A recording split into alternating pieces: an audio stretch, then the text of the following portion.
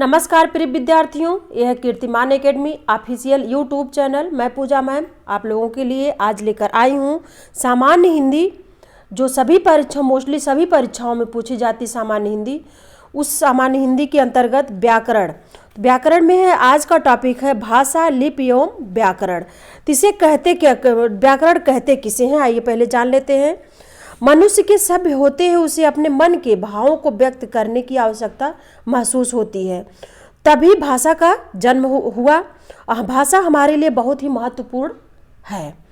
तो भाषा को पहले जान लेते हैं। भाषा क्या है? भाषा वह साधन है जिसके द्वारा मनुष्य अपने मन के भावों या विचारों को बोलकर या लिखकर प्रकट कर सकता है या व्यक्त कर सकता है तथा दूसरे के विचारों को समझ सकता है। दूसरे शब्दों में भाषा विचारों के आदान प्रदान का साधन भी है। क्या है? साधन, आदान प्रदान का। हम अपनी भाषा बोलते हैं, हम उनकी भाषा सुनते हैं। भाषा दो प्रकार की होती है। कितने प्रकार की? दो प्रकार की। कौन कौन सी है? मौखिक भाषा और लिखित भाषा। यह पूछा जाता है भाषा कितने प्रकार की है, तो दो प्रकार की होती है, मौखिक और लिखित। तो व्याकरण किसे कहते हैं स्पष्ट रूप में है।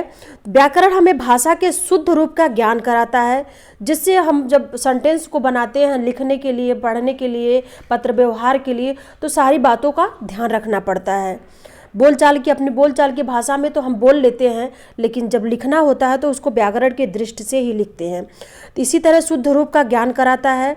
सबसे पहले भाषा आती है और उसे सुधारने का काम व्याकरण के द्वारा होता है। इसी तरह लिप किसे कहते हैं? किसी भी भाषा के लिखने के लिए उच्चारण ध्वनि के लिए निर्धारित संकेत, यानी जो वर्ण अक्षर होते हैं उन्हीं को संकेत के रूप में जाना जाता है। संकेत चिन्हों की व्यवस्था ही लिपि कहलाती है।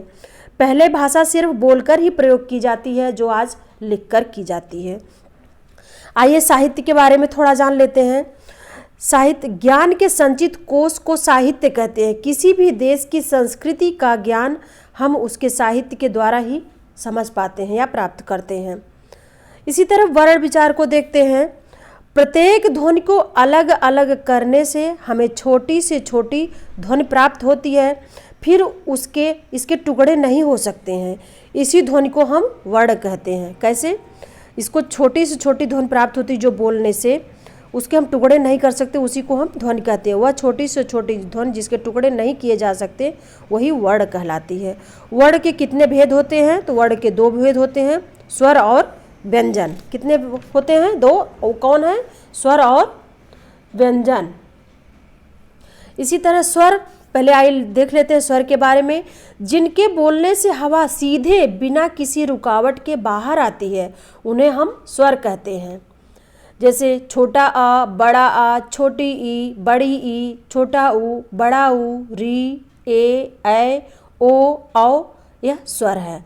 स्वर के कितने भेद होते हैं? तो स्वर के तीन भेद होते हैं, ह्रस्व स्वर, दीर्घ स्वर और प्लुत स्वर। तो ह्रस्व स्वर कौन कौन से होते हैं? जिनको बोलने में सबसे कम समय लगता है, यानी जब हम उच्चारित करते हैं तो कम समय में आराम से मुंह से बाहर हवा के द्वारा निकलता है, तो उसे हम ह्रस्व यानी छोटा स्वर कहते हैं। ह्रस्व स्वर कौन कौन से हैं? तो छोटा अ, छोटी ई, छोटा ऊ और री है। वही दीर्घ स्वर किसको कहते हैं और उसके पहचान कैसे होती है? जिनको बोलने में ह्रस्व स्वर से दुगुना समय, यानी जैसे आ उच्चारित करने में ज़्यादा समय लगे और थोड़ा सा मतलब आवाज़ तेज़ करके बोलना पड़े, उसे दीर्घ स्वर कहते हैं। जैसे बड़ा आ, बड़ी ई, बड़ा ऊ, ए, ओ, औ। इसी तरह प्लुत स्वर होता है। इसको क्या कहते हैं? प्लुत स्वर कौन सा होता है?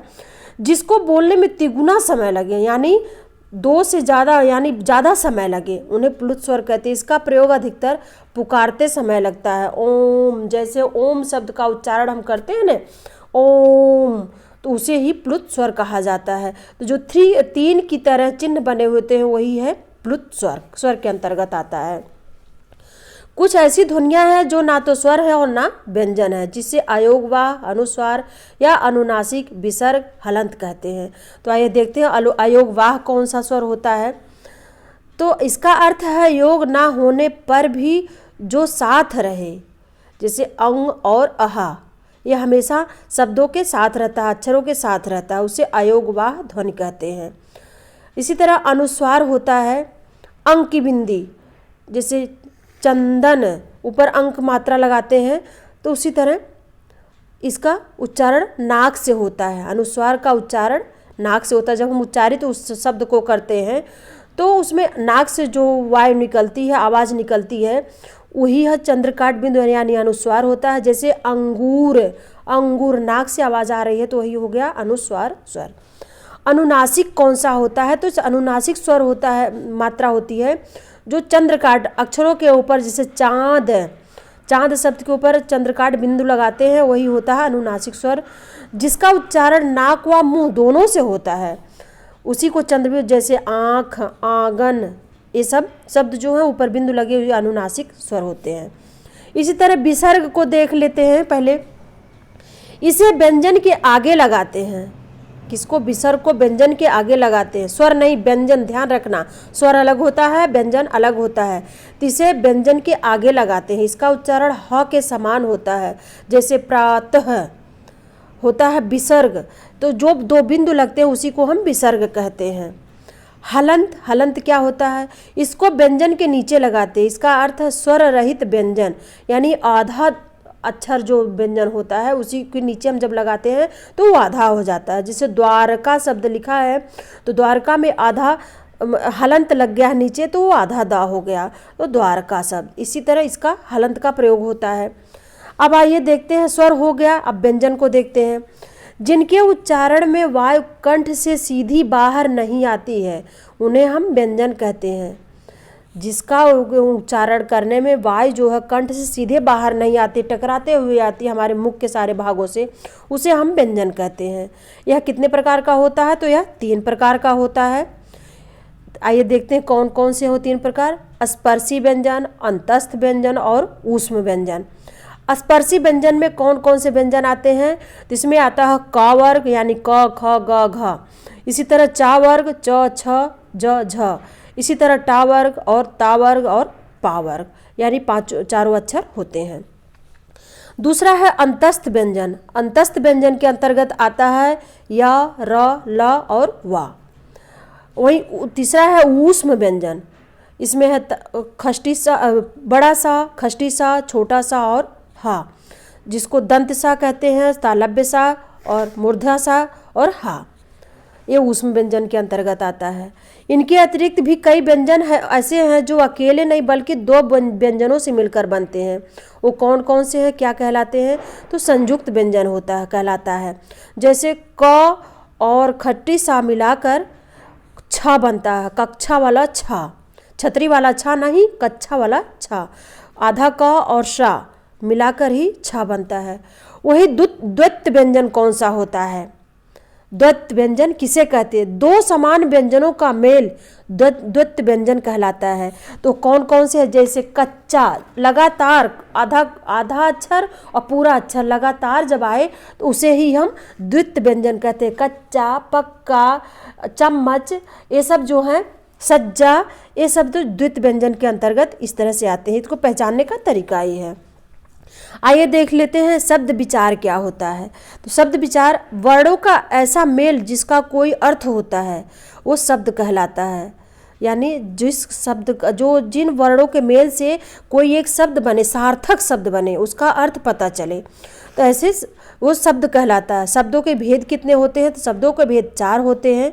जैसे किस किस आधार पर? उत्पत्ति के आधार पर, रचना या बनावट के आधार पर, प्रयोग के आधार पर या अर्थ के आधार पर। ये 4 प्रकार के होते हैं।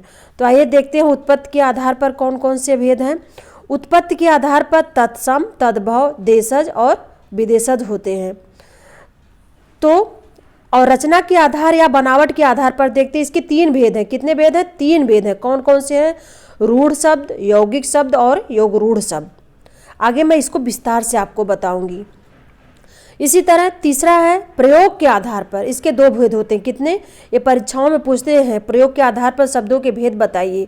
तो कितने होते हैं प्रयोग के आधार पर? 2, विकारी और अविकारी, विकारी और अविकारी। और अर्थ के आधार पर देखते हैं, अर्थ के आधार पर 5 भेद होते हैं शब्द के। तो कौन कौन से हैं? एकार्थी, अनेकार्थी, पर्यायवाची, विलोम तथा श्रुति संभिन्नार्थक शब्द, ये बार बार पूछे जाते हैं, याद रखने योग्य बातें हैं और इसको ध्यान से आप लोग पढ़िएगा। और जितना मैं आगे इसी तरह वीडियो को लेके आऊँगी, विस्तार से बताऊँगी, ताकि आप लोगों को एक भी परीक्षा से बाहर क्वेश्चन ना जाए, एक भी आपका आंसर छूटने ना पाए। इसी तरह आप लोग वीडियो को देखते रहिए, पढ़ते रहिए, स्वस्थ रहिए। फिर आगे मिलती हूँ अगली वीडियो में, तब तक के लिए धन्यवाद।